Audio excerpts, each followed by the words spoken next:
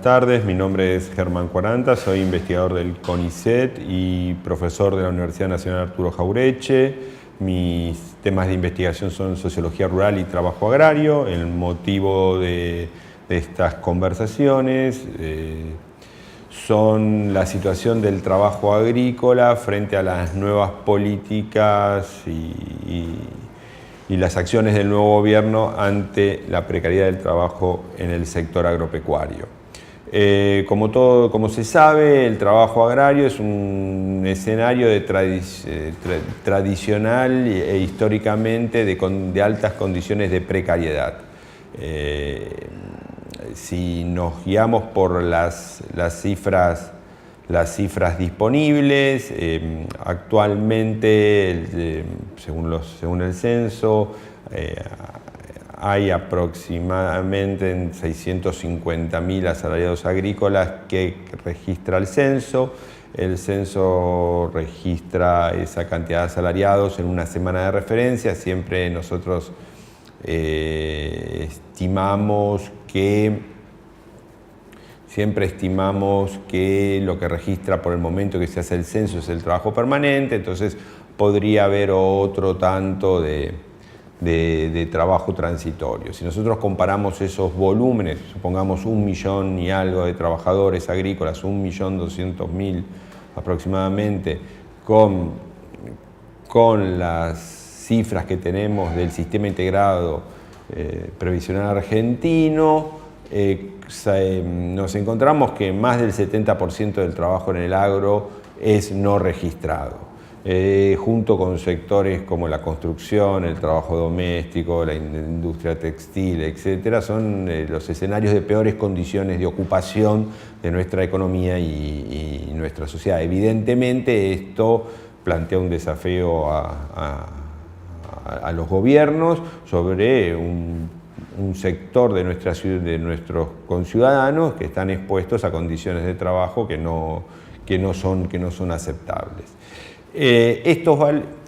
Si uno ve el trabajo en el agro en general, son sectores muy delimitados los que escapan a esta condición generalizada de precariedad. Trabajadores permanentes en la región pampeana, registrados, puestos de trabajo con alguna calificación, considerados con alguna calificación, tractoristas, operadores de equipo de riego, por ejemplo, que en el sector son bastante limitados, pero el grueso del trabajo temporario fuera de la región pampeana o el trabajo temporario en ganadería en la región pampeana, o sea, son trabajos que se hacen temporariamente, que no son permanentes, que no garantizan ingresos anuales por encima de la línea de la pobreza, que difícilmente garantizan acceso a la seguridad social y que se realizan en muy malas condiciones de trabajo, lo que da en conjunto una alta condición de precariedad, ¿no? Hay diferencias regionales, por ejemplo, en el caso de Tucumán, con la tradición más sindical que hay en Tucumán, en el caso del limón, en la cosecha de limón y el tipo de empresas muy grandes, expuestas a la fiscalización. En el caso de Tucumán, el limón se cosecha con trabajadores registrados. Si nosotros vamos a provincias como Misiones, provincias como San Juan, si nosotros vemos que en el sistema integrado previsional Argentina, entre los meses donde hay menor demanda de trabajo agrícola y los meses donde hay mayor demanda de trabajo agrícola apenas varía, sacamos la sencilla conclusión de que el grueso del trabajo temporario en estas provincias se realiza de forma no registrada, ¿no? Es un severo problema del empleo agrícola, las condiciones de ocupación. El gobierno anterior, entre las cosas buenas que había realizado, cuenta con el impulso de una nueva ley para el trabajo agrario. Esa nueva ley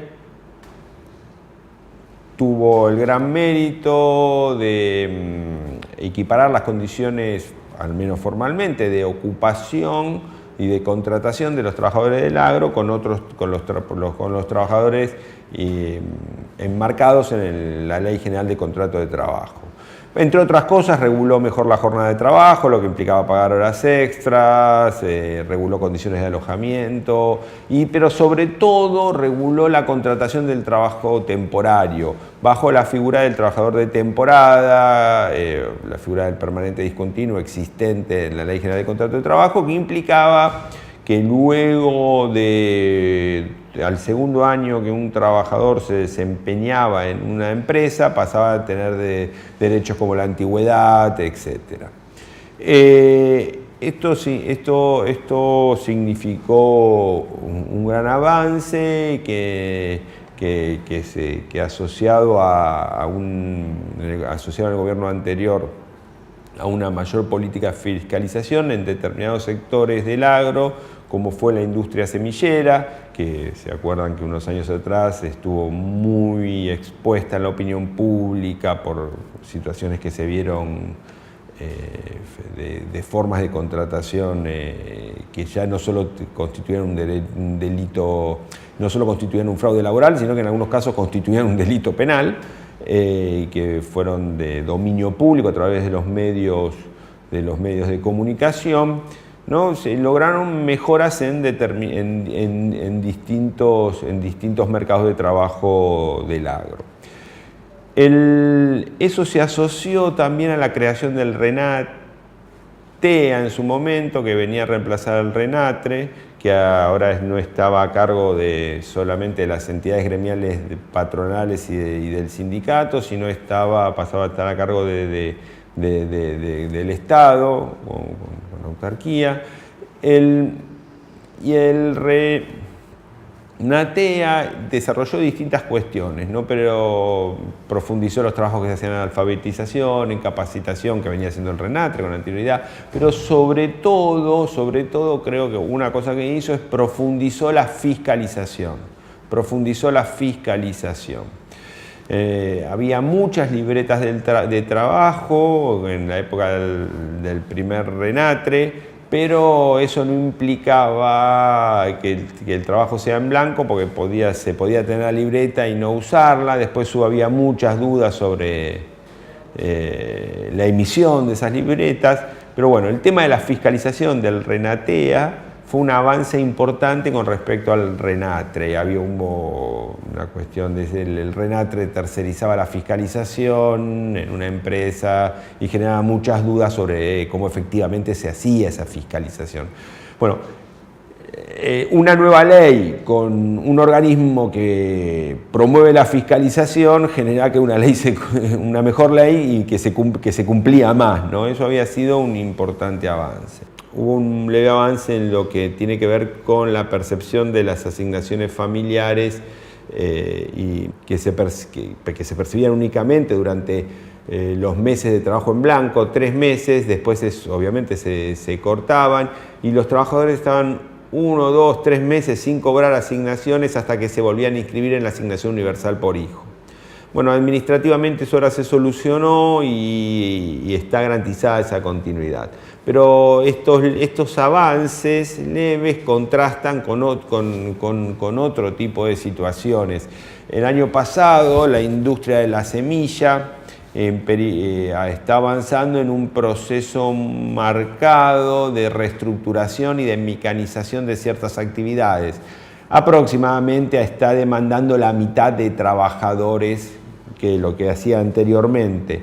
Si evaluamos, por ejemplo, lo que está sucediendo en localidades como Atamisqui, en Santiago del Estero, donde una importante cantidad de las familias que viven en la localidad de Villa Atamisqui, en las zonas rurales, migraban a trabajar a la industria de la semilla, vamos a ver que esa reconversión que implica que se demanda la mitad de esas personas no fue acompañada del debido pago de indemnización, ¿no? O sea, hubo ahí las empresas fueron a Atamisqui, no realizaron el debido despido, no realizaron los pagos, no realizaron los trámites que debían realizar. El Ministerio de Trabajo de la provincia, la dirección, para ser más preciso, el Trabajo de la provincia envió un abogado a esta localidad y avanzan en algunas discusiones sobre cómo se están dando esos despidos de forma indebida, pero bueno, no estuvo el RENATRE detrás de lo que tenía que estar, ni estuvo el sindicato detrás de lo que tenía que estar. Entonces vemos, si tenemos una ley y tenemos un organismo que fiscaliza, tenemos mucho más posibilidades que el trabajo agrario tenga en el Estado el respaldo que tiene que tener en sus discusiones con el sector empresarial, que obviamente, siendo el trabajador agrario uno de los peldaños más bajos de la estructura social, la situación de desigualdad es muy elevada a la hora de discutir, por ejemplo, con una semillera como Monsanto, ¿no? En ese sentido, esto es un retroceso muy grave. Esto es un retroceso muy grave e inadmisible. Recientemente el Ministerio de Trabajo de la provincia con Nación desarrollaron una actividad de fiscalización en el Partido de Exaltación de la Cruz, a 100 y pico de kilómetros de la ciudad de Buenos Aires, y encontraron en una empresa productora de arándanos más de 100 personas de Santiago del Estero trabajando en condiciones infrahumanas, lo cual excedía el fraude laboral y ya constituía un delito penal y como tal está denunciado en juzgados de Campana. Bueno, esperemos que esto no sea un hecho aislado, y que no dependa de una seccional de Guatre o que no dependa de un funcionario del Ministerio de Trabajo, sino que se transforme en una política del Ministerio. Hay varias señales de alarma en relación a esto, ¿no? Cuando el Ministerio no plantea acciones donde se refleje que la relación de trabajo y el empresariado, trabajo y capital, tiene una dimensión de conflicto que hay que institucionalizar, que hay que regular, y lo plantea que es una coordinación donde todos conversamos y nos ponemos de acuerdo y todos lo vamos a hacer de buena gana. En esa lógica, el trabajo agrario está expuesto a niveles de explotación cada vez mayores, porque es darle vía libre al empresariado a contratar de la forma de que obtenga las tasas de ganancia más elevadas posibles. Y en productos donde el costo está marcado por la mano de obra, esa es la mano de obra donde van a ir a reducir lo que ellos consideren, lo que para ellos son costos. Entonces, es necesario que el Ministerio de Trabajo entienda que tiene que fiscalizar eso y tiene que intervenir en ese escenario para no facilitar que el sector empresarial genere este tipo de situaciones.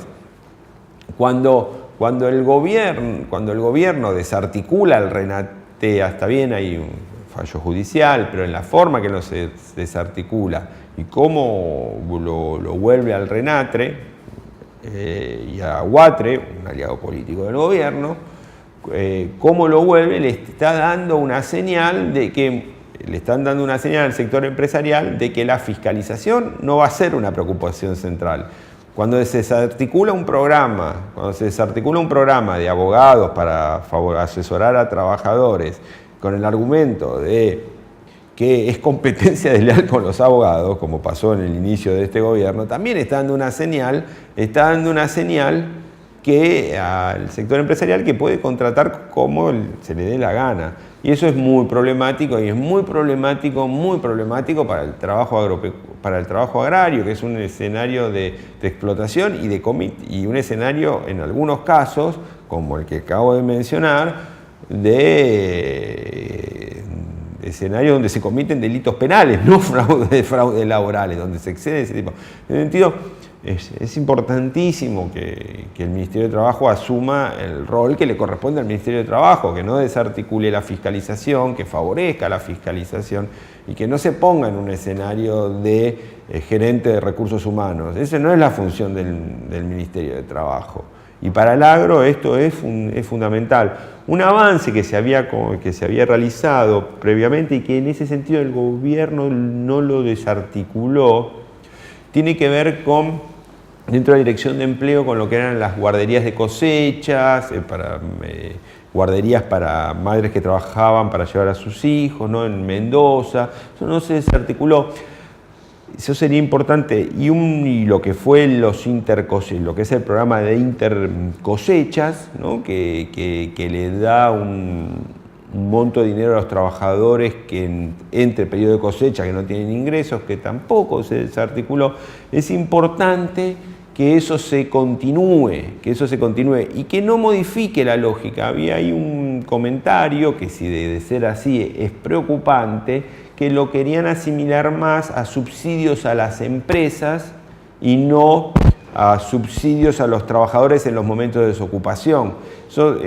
En este sentido, de vuelta, sería preocupante una modificación en ese sentido de los que son los programas de intercosechas. Los programas de intercosechas deben mejorar sus montos y guardar su lógica, ¿no? Que es la lógica de garantizar ingresos a los hogares en momentos de desempleo. El escenario de las políticas públicas para el trabajo agrario en el contexto del actual gobierno es preocupante.